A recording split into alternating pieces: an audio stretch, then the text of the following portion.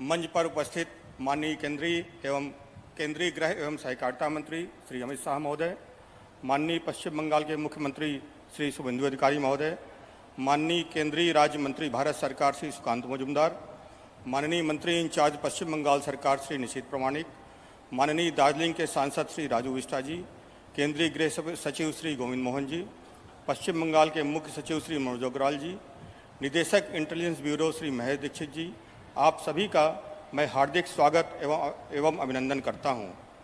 मेरे सामने उपस्थित जनप्रतिनिधि, भारतीय आपराधिक न्याय प्रणाली के पांचों स्तंभ जुडिशरी, प्रोसिक्यूशन, पुलिस, फोरेंसिक और प्रिजन्स के वरिष्ठ अधिकारीगण, सिलीगुड़ी एवं उत्तर बंगाल से पधारे विशिष्ट अतिथिगण, हमारे युवा विद्यार्थी तथा प्रेस और मीडिया के प्रतिनिधिगण, आप सभी का भी मैं हार्दिक स्वागत करता हूं। आज हम एक केवल प्रदर्शनी का उद्घाटन ही नहीं कर रहे हैं, हम एक ऐसे परिवर्तन को जन जन तक पहुंचाने का प्रयास कर रहे हैं जिसका मूल उद्देश्य है दंड से न्याय की ओर। न्याय संहिता 1 जुलाई 2024 से लागू हुई थी, लेकिन पश्चिम बंगाल में इसके अनेक महत्वपूर्ण प्रावधानों और प्रक्रियाओं का पूर्ण क्रियान्वयन नहीं हो पाया था। मई 2026 से माननीय मुख्यमंत्री श्री शुभेंदु अधिकारी महोदय के नेतृत्व और मार्गदर्शन में राज्य ने इनके पूर्ण एवं प्रभावी क्रियान्वयन की सर्वोच्च प्राथमिकता दी है। पिछले 100 दिनों में ई-सम्मन्स, ई-साख, मेडलीपार और नाफिज जैसे आईसीटी एप्लीकेशंस को पूर्ण रूप से क्रियान्वित किया गया है और नेशनल सिस्टम के साथ डेटा शेयरिंग को सुदृढ़ किया गया है। जीरो FIR, EFIR जैसे सिटीजन सेंट्रिक इनिशिएटिव अब प्रभावी रूप से कार्यकारी हैं। ऑर्गेनाइज क्राइम सहित महत्वपूर्ण विषयों से संबंधित आवश्यक नोटिफिकेशंस भी जारी किए गए हैं।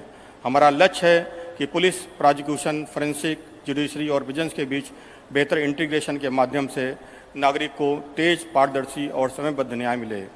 इस परिवर्तन में ministry of home affairs, government of India का निरंतर मार्गदर्शन अत्यंत महत्वपूर्ण रहा है। माननीय केंद्रीय गृह मंत्री श्री अमित शाह महोदय के नेतृत्व तथा MHA के रिव्यूज़ और मार्गदर्शन ने पश्चिम बंगाल को स्पष्ट दिशा और गति दी है। इसके लिए मैं माननीय गृह मंत्री महोदय और MHA के सभी अधिकारियों का हार्दिक आभार व्यक्त करता हूं। आज से 21 से 26 अगस्त तक आयोजित ये 6 दिवसीय प्रदर्शनी इसी प्रयास का एक महत्वपूर्ण हिस्सा है। इसका उद्देश्य कानून की धाराओं को केवल प्रदर्शित करना ही नहीं है, बल्कि आम नागरिक को ये समझाना है कि न्याय संहिता उनके जीवन में क्या परिवर्तन लाती है, उसके अधिकार क्या हैं, शिकायत पर कार्रवाई कैसे होगी और न्याय की प्रक्रिया कैसे अधिक तेज और प्रभावी होगी। इस प्रदर्शनी में जुडिशरी, प्रोसिक्यूशन, पुलिस, फोरेंसिक और प्रिजन्स सभी पांचों स्तंभ सक्रिय रूप से भाग ले रहे हैं। कंपटीशंस, इंटरेक्टिव प्रोग्राम्स, ड्रामा और स्किट के माध्यम से न्याय संहिता को लोगों तक पहुंचाया जाएगा। हमारा प्रयास है कि ये प्रदर्शनी कानून और नागरिक के बीच एक जीवंत संवाद बने और हर आगंतुक अपने अधिकारों तथा न्याय व्यवस्था के बारे में अधिक जागरूक होकर जाए। मुझे पूर्ण विश्वास है कि माननीय गृह मंत्री महोदय के नेतृत्व में, MHA के मार्गदर्शन और माननीय मुख्यमंत्री के नेतृत्व में पश्चिम बंगाल न्याय संहिता को उसकी वास्तविक भावना में लागू करने की दिशा में निरंतर आगे बढ़ेगा। ये प्रदर्शनी उसी संकल्प का एक महत्वपूर्ण माध्यम है, दंड से न्याय की ओर। मुझे पूर्ण विश्वास है कि माननीय गृह मंत्री के नेतृत्व, MHA के मार्गदर्शन और माननीय मुख्यमंत्री के नेतृत्व में पश्चिम बंगाल न्याय संहिता को उसके वास्तविक भावना में लागू करने की दिशा में निरंतर आगे बढ़ेगा। जय हिंद, धन्यवाद।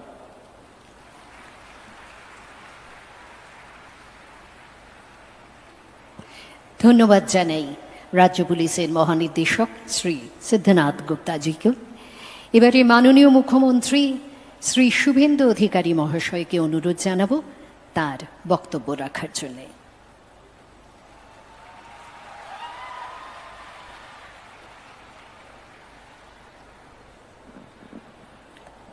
भारत माता की,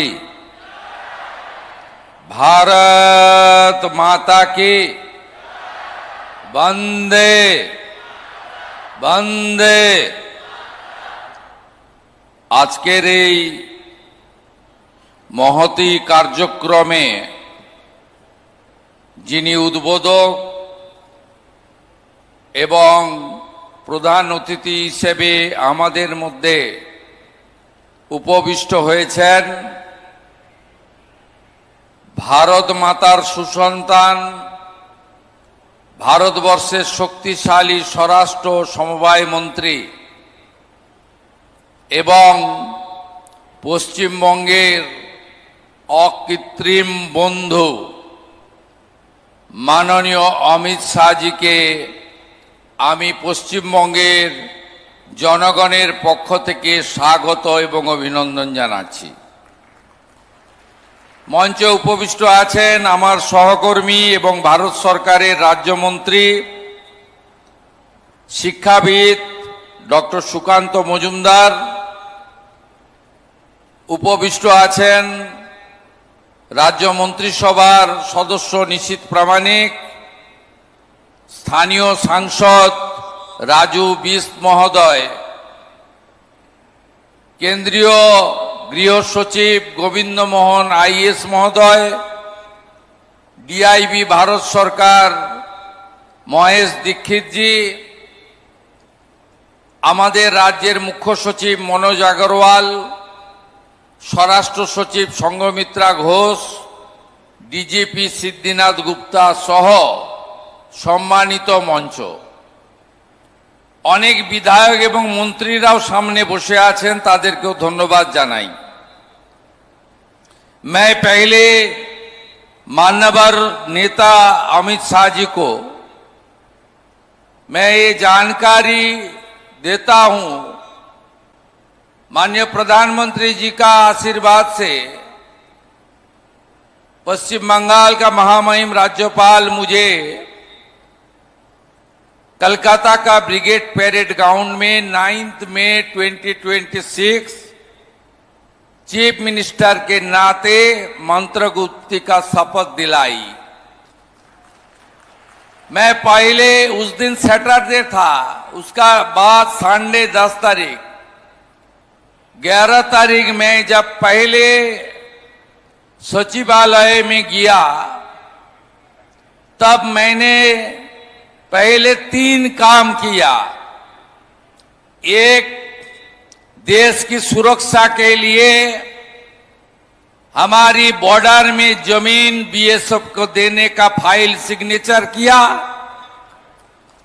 दूसरा काम किया, ममता बनर्जी ने रोक के रखी थी 16 मई 2025, अमित शाह जी ने खुद लेटर भेजी, ये सेंसस तो चालू करो, ये जनगणना का साथ कोई पॉलिटिक्स का रिश्ता नहीं है। लेकिन पिछले सरकार वो सेंसस का फाइल में सिग्नेचर नहीं किया, कॉन्सेंट नहीं दिया। दूसरा काम, मैं सेंसस का काम में इजाजत दिया चीफ सेक्रेटरी को, तुरंत चालू कर दो। तीसरा जो काम किया, 2024 से पूरा देश में भारतीय न्याय संहिता एक क्रांतिकारी उद्योग है।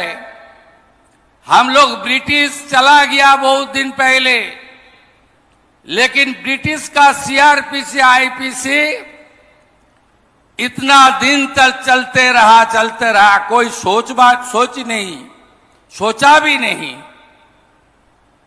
माननीय प्रधानमंत्री नरेंद्र मोदी जी का नेतृत्व में भारत सरकार और गृह मंत्री जी ने एक क्रांतिकारी कानून में सुधार लाया और भारतीय न्याय संहिता चालू हुआ। पूरा देश में जहां बीजेपी एनडीए का सरकार है वहां भी, जहां बीजेपी एनडीए का सरकार नहीं है वहां भी केवल टीएमसी उन्होंने पश्चिम बंगाल में रोक के रखा था बीएनएस। 11 मई 2026 मैं तीसरे काम किया, आज से बंगाल में बीएनएस चालू।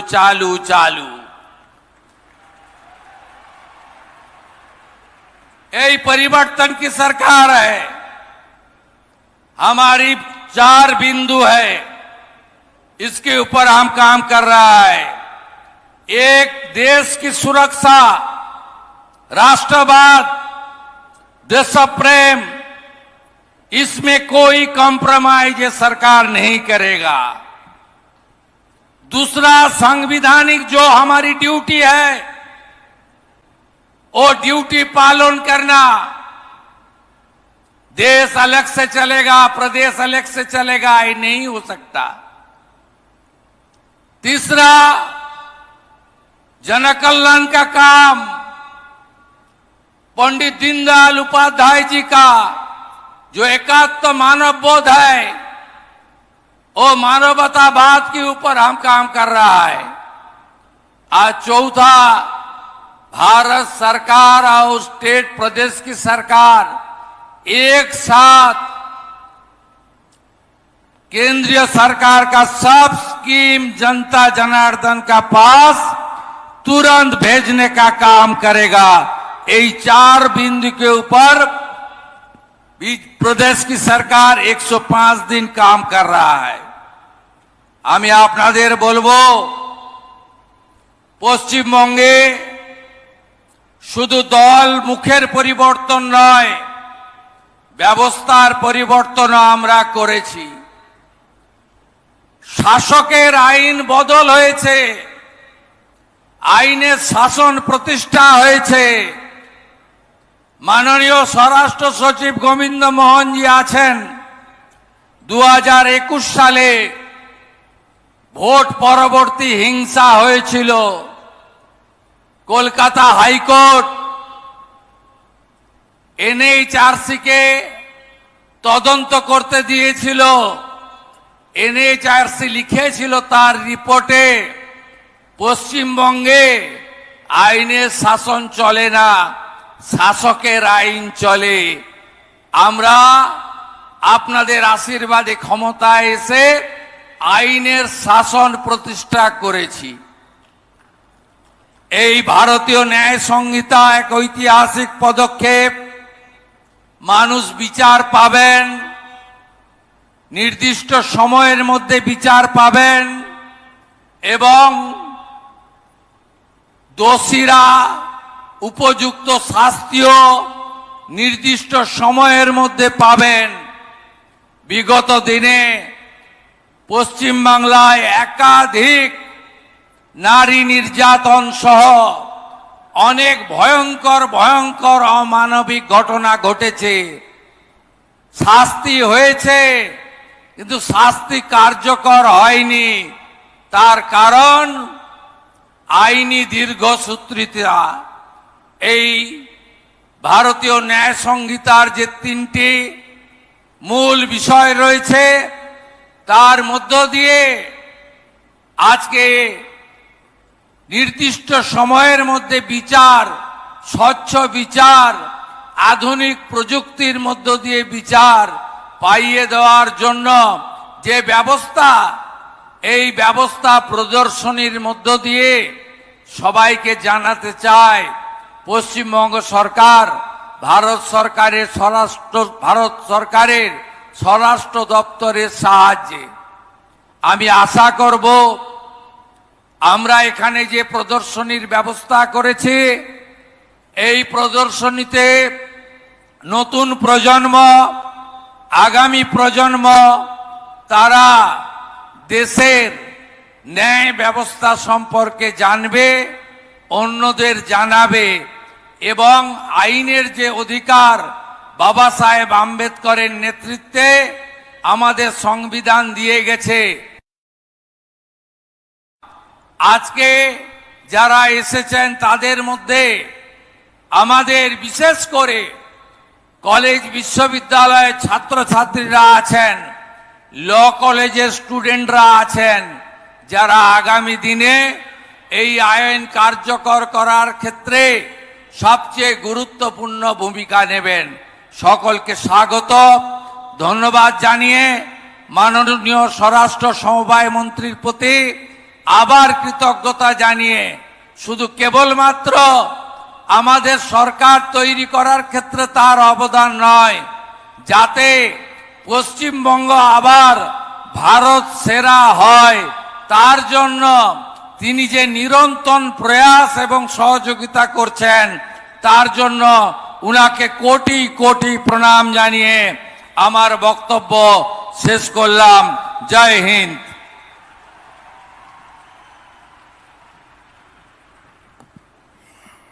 माननीय मुख्यमंत्री श्री शुभेन्दु अधिकारी महोदय के आंतरिक कृतज्ञता और धन्यवाद जनाई। अब हम माननीय मुख्य अतिथि महोदय श्री अमित शाह जी को विनम्र निवेदन करते हैं कि वे नवनिर्मित विधाननगर पुलिस आयुक्त कार्यालय भवन का ई लोकार्पण और उत्तर बंगाल मेडिकल कॉलेज और अस्पताल में नया नशा मुक्ति केंद्र का उद्घाटन करने का कृपा करें।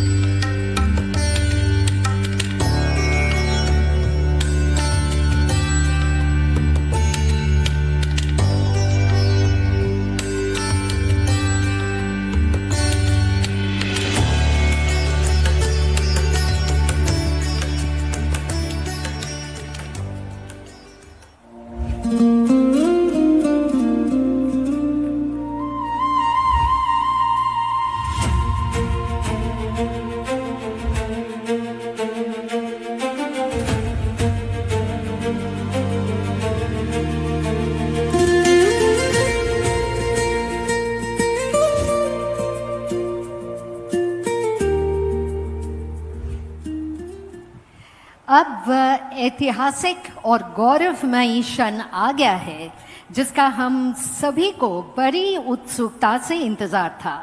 मैं अत्यंत सम्मान के साथ माननीय केंद्रीय गृह तथा सहकारिता मंत्री श्री अमित शाह जी से विनम्र निवेदन करती हूँ कि वे अपने प्रेरणादायी विचारों से हमारा मार्गदर्शन कराएं।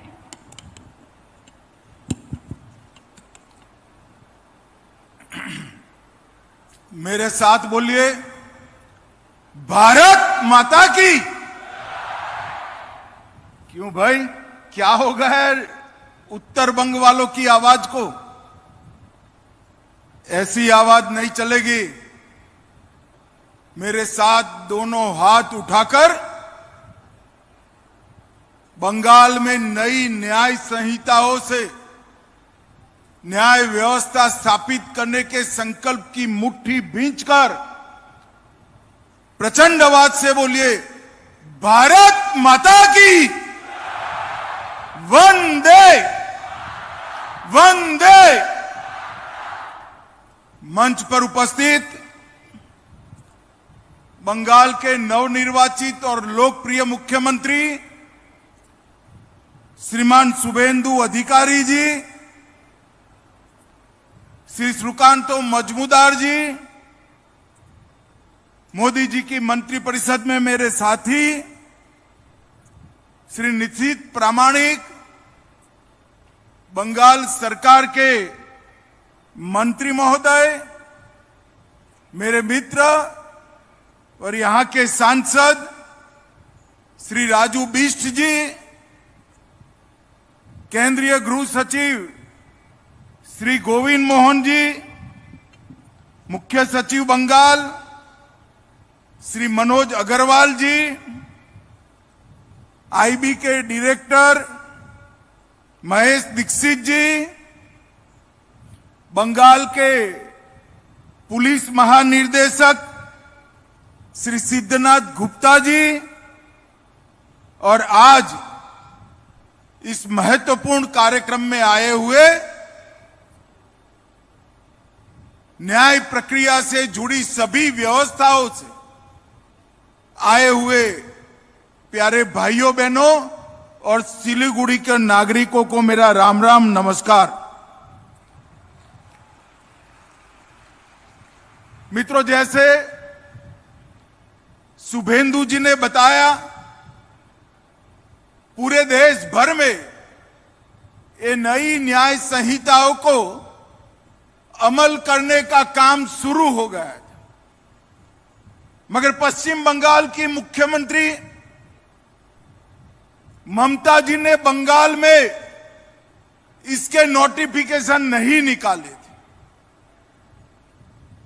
उसका कारण था कि जैसे ही न्याय संहिताओं का इंप्लीमेंटेशन होगा, syndicate, cut money, toll tax, और भय का साम्राज्य टूटकर चूर चूर हो जाएगा।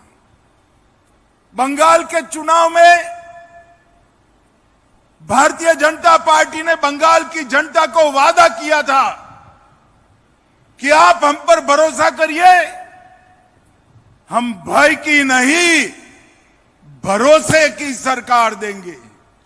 और शुभेंदु अधिकारी ने कामकाज संभालने की पहली फाइल साइन की। वो फाइल हमारी तीनों न्याय संहिताओं को लगाकर यहां से अंग्रेजों के कानून को निकालने की फाइल साइन की। और उसी से भय की जगह भरोसे का काम, ये अभियान शुरू हो गया। आज यहां पर विधाननगर पुलिस कमिश्नरेट के नवनिर्मित भवन का भी उद्घाटन हुआ है और यहां पर नशा मुक्त भारत के अभियान के लिए भी एक महत्वपूर्ण संस्थान का उद्घाटन करने का काम हुआ है।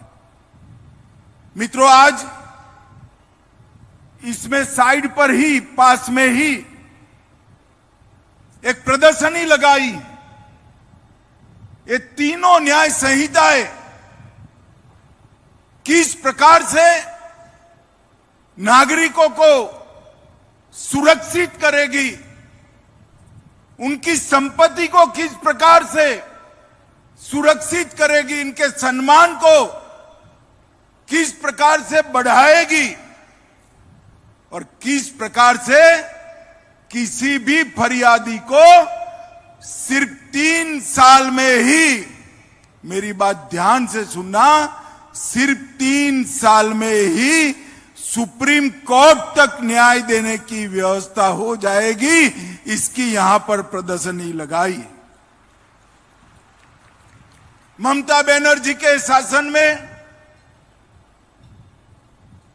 रविंद्र संगीत से गूंजता ये प्रदेश बम धमाकों से डरता था। एसिड हमले कभी थमते नहीं थे। आरजी कर मेडिकल कॉलेज की बर्बरता हो या संदेश खाली की पीड़ा, दुर्गापुर मेडिकल कॉलेज में हुआ बलात्कार हो या साउथ कोलकाता लॉ कॉलेज में हुई छेड़खानी हो, कोई एक्शन नहीं लिया जाता था। मुझे विश्वास है सरकार तो बदली है, साथ में अब कानून भी बदल रहा है। अब बंगाल में कानून का राज 15 साल के बाद फिर से सुनिश्चित हो जाएगा, इसको पूरा मुझे विश्वास है। और मित्रों, जो देश के प्रधानमंत्री जी ने संदेश दिया था कि भय का नहीं भरोसे का शासन होगा, वो बंगाल में जमीन पर उतरता हुआ दिखाई पड़ा है। भाइयों बहनों, हमने बहुत सारे हिंदी सिनेमा में, नाटकों में देखा है, तारीख पे तारीख, तारीख पे तारीख, तारीख पे तारीख, या तो फरियाद करने वाला ईश्वर के पास पहुंच जाता था या जिसको सजा करानी थी वो ईश्वर के पास पहुंच जाता था, तब जाकर न्याय होता था। हमने नई न्याय संहिताओं में तकनीक का उपयोग किया है जिससे पुलिस को इन्वेस्टिगेशन में ज्यादा साक्ष्य, टेक्निकल साक्ष्य रखने और इसके कारण न्याय की गति बढ़ेगी। प्रोसिक्यूशन, पुलिस, न्याय व्यवस्था, इस सब में कैसे समय कम हो, इसके कानूनी प्रावधान हमने किए। और इसके कारण मैं आज बंगाल की जनता को कहकर जाता हूं, 2 साल के बाद इसके 100% इंप्लीमेंटेशन के बाद जो भी एफआईआर होगी 3 साल में उसको सुप्रीम कोर्ट तक सजा कराने का काम अब बंगाल पुलिस समाप्त कर पाएगी। और एक बहुत बड़ा परिवर्तन है, 0 एफआईआर का, ई एफआईआर का हमने प्रोविजन किया है। इसको सबसे बड़ा फायदा शिक्षा व्यवस्था में जो बच्चियां, बहनें, बेटियां पढ़ रही है उनको होगा, बैंकिंग फ्रॉड पे भी होगा, और कहीं पर भी काम करने वाला बंगाल का नागरिक है वो भी फरियाद करेगा, उसके गांव में उसके परिवार के साथ कुछ हुआ है तो वो फरियाद अपने आप अपने थाने में ट्रांसफर हो जाएगी। चाहे गुजरात हो, बिहार हो, कहीं पर आपके परिवार के लिए आप ई एफआईआर 0 नंबर से एफआईआर कर सकते हैं। ये नई न्याय प्रणाली पीड़ित केंद्रित है, दंड केंद्रित नहीं है। महिलाओं और बालकों को प्राथमिकता दी है। 6 साल से ज्यादा सजा वाले सभी धाराओं में एफएसएल की विजिट और उनकी रिपोर्ट हमने कंपलसरी कर दी है। सभी ई डॉक्यूमेंट स्वीकारने के लिए कोर्टों को न्यायिक रूप से बाध्य बनाया है। ऑनलाइन जुबानी और पेशी दोनों हो पाएंगे। और कई ऐसे मामले हैं, सिख दंगों में 3 दशक के बाद भी न्याय नहीं हुआ, भोपाल गैस त्रासदी में 26 साल हुए, बीरभूम नानूर हत्याकांड में 10 साल लग गए, अजमेर सामूहिक दुष्कर्म मामले में 32 साल लगा। अब ये सब चीजों से 3T से टेक्नोलॉजी, ट्रांसपेरेंसी और टाइमलाइन, ये 3T से पूरी न्यायिक व्यवस्था बदलने वाली है। मित्रों, बंगाल में 2 काम हो रहा है। एक तो न्यायिक व्यवस्था भी बदल रही है और सरकार टोल टैक्स, सिंडिकेट, भ्रष्टाचार, कट मनी और जनता के साथ भी खड़ा रहना शुरू किया है। कैडर का राज था यहां। जब कम्युनिस्ट शासन करते थे तब भी कैडर का राज, और जब टीएमसी शासन करती थी तब गुंडों की कैडर का राज था। अब शुभेंदु जी की सरकार बनी है, भाजपा सरकार बनी है, यहां पर कानून का राज प्रस्तापित हो गया है। अब बंगाल कानून के रास्ते पर आगे बढ़ गया है। भाइयों बहनों, ये बहुत बड़ा परिवर्तन है। मैं आज बंगाल की जनता को कहने आया हूं कि जब मैं सीएए का कानून लेकर आया, ममता बनर्जी मेरा मखौल उड़ाती थी, मजाक उड़ाती थी। कैसे करोगे, हम नहीं मानेंगे। ममता दीदी, आपने तो नहीं माना, मगर आपकी सरकार भी गई और आप भी गई। अब भारतीय जनता पार्टी की सरकार है। मैं बांग्लादेश से आए हुए हिंदू, सिख, जैन शरणार्थियों को वादा कर कर जाता हूं कि 6 माह में आप सभी को हम नागरिकता दे देंगे। भारत सरकार के गृह मंत्रालय ने अपने सारे अधिकार बंगाल सरकार के 8 कलेक्टरों को दे दिए हैं सीएए को फाइनल करने के लिए।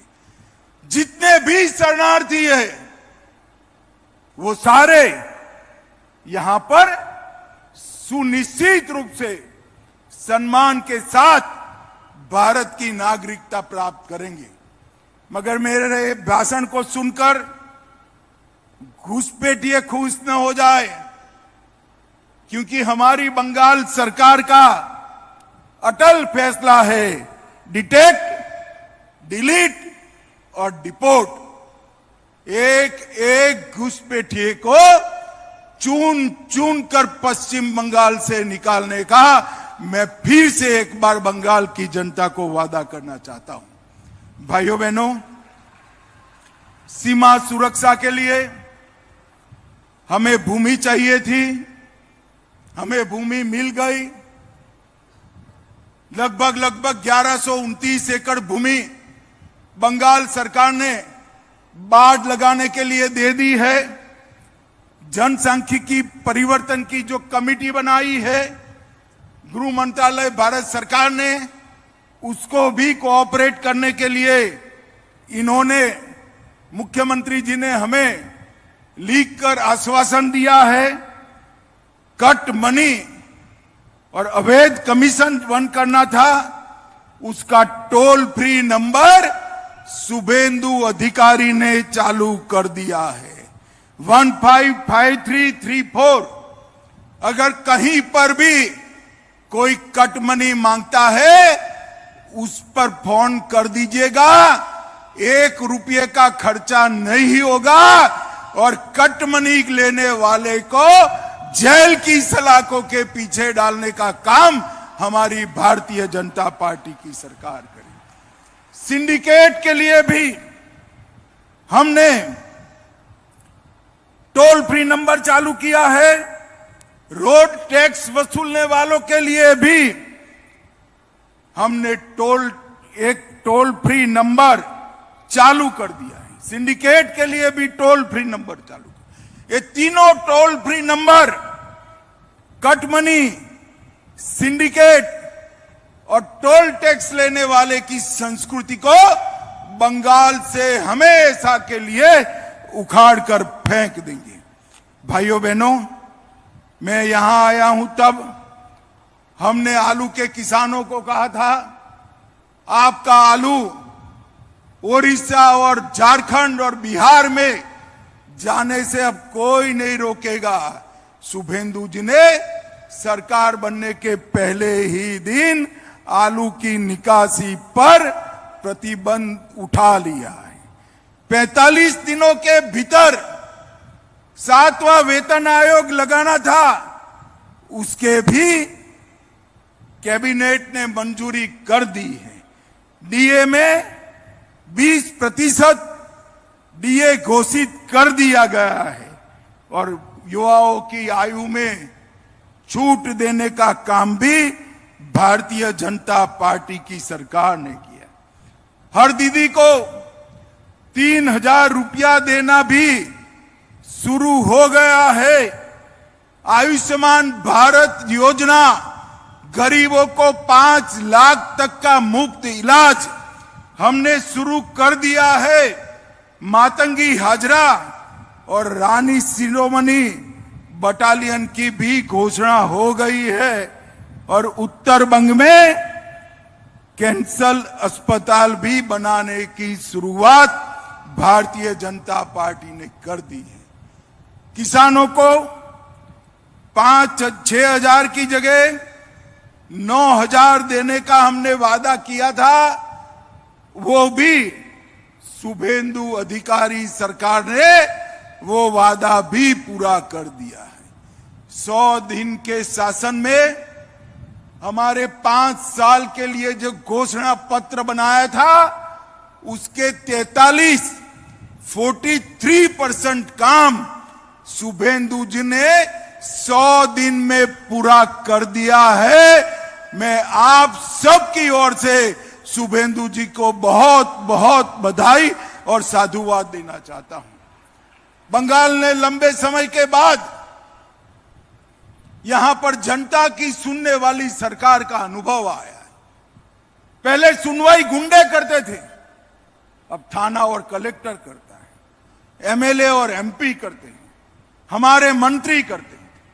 पहले न्याय इनके टोल टैक्स वाले और सिंडिकेट वाले करते थे, अब न्याय अदालत में होता है। पहले बहनें महिलाएं फरियाद नहीं कर पाती थी, अब बेरोक टोक बड़े से बड़े आदमी के खिलाफ महिलाएं फरियाद करने में नहीं डरती हैं। ये परिवर्तन की शुरुआत है। मुझे विश्वास है कि 5 साल समाप्त होते होते होते विवेकानंद जी, कवि गुरु रविंद्रनाथ टैगोर और बंकिम बाबू की कल्पना का सोनार बांग्ला का हम निर्माण कर पाएंगे, इसका मुझे भरोसा है। 15 मिनट के बाद ये प्रदर्शनी आप लोगों के लिए खुली छोड़ दी जाएगी। यहां से मैं इसका उद्घाटन करके निकल जाऊंगा, परंतु पूरे उत्तर बंग से न्यायिक व्यवस्था से जुड़े हुए सभी लोगों को मेरा आग्रह है कि प्रदर्शनी 5 दिन चलने वाली है, आप इसको जरूर देखिए और यहां पर कानून का राज प्रस्थापित करने में हमारी मदद करिए। आप सभी का बहुत बहुत धन्यवाद।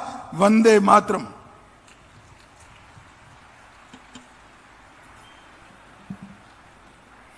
माननीय गृह मंत्री जी, आपके इस दिशा निर्देशक संबोधन के लिए पूरा सदन आपका हृदय से आभारी है। अब हम आज के इस अत्यंत गरिमापूर्ण कार्यक्रम के अंतिम चरण में पहुंच चुके हैं।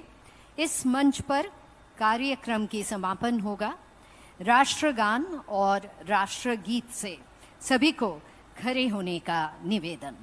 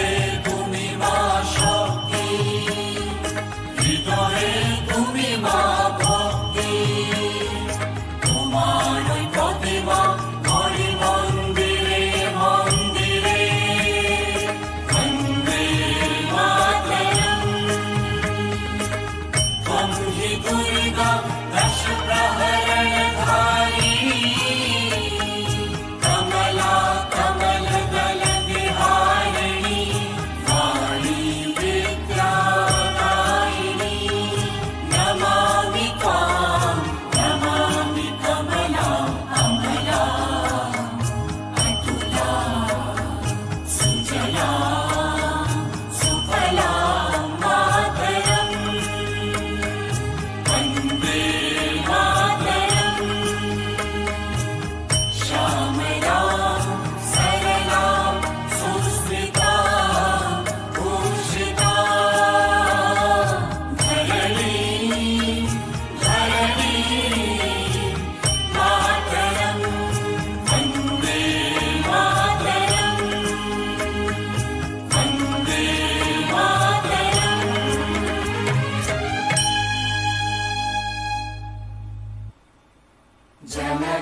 मन अधिनायक जय हे भारत भाग्य विधाता। पंजाब सिंध गुजरात मराठा द्राविड उत्कल बंगा। विंध्य हिमाचल यमुना गंगा उच्चल जलधि तरंगा। तव शुभ नामे जागे तव शुभ आशीष मांगे। गाहे तव जय गाथा जन गण मंगलदायक जय हे भारत भाग्य विधाता। जय हे जय हे जय हे जय जय जय जय हे।